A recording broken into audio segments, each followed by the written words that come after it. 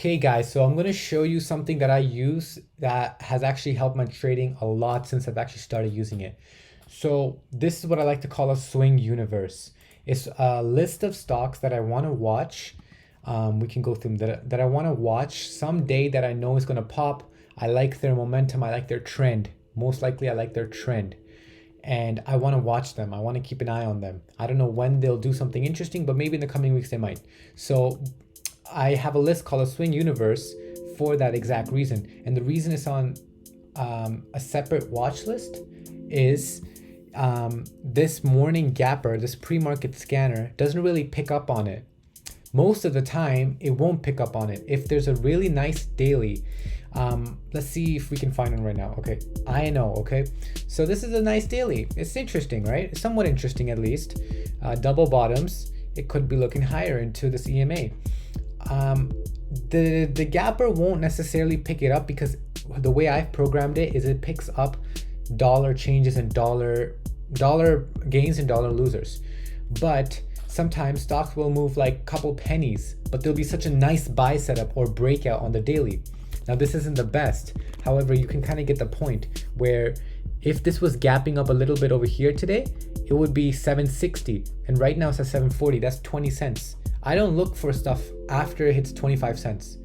Like I'll go down, down, down, down. And then after this number gets to 25 cents, I'll switch it to the long side. I'll look for the other side. I'll be done. Because I can't look through all of the stocks on the list.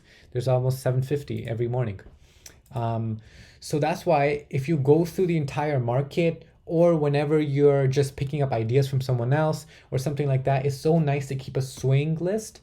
Basically, like you can swing trade these, but these are also like one day you might need to day trade them because they just look like such good momentum. For example, just going down the list, right? This is called Huya, Huya.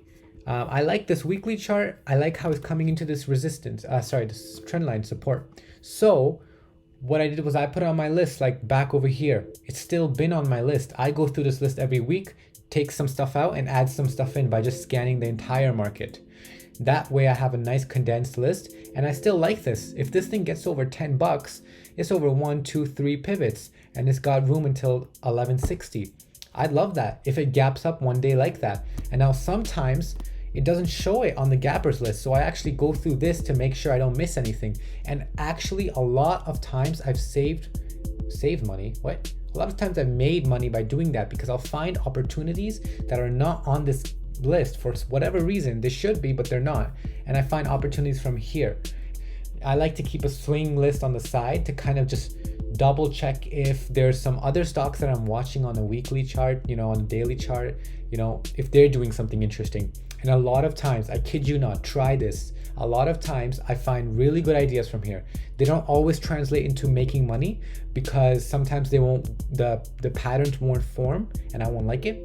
Or sometimes it'll form, I'll take it, but just doesn't work, right? But it just gives you a bigger scope for opportunity if you're taking into account of another list that you can create.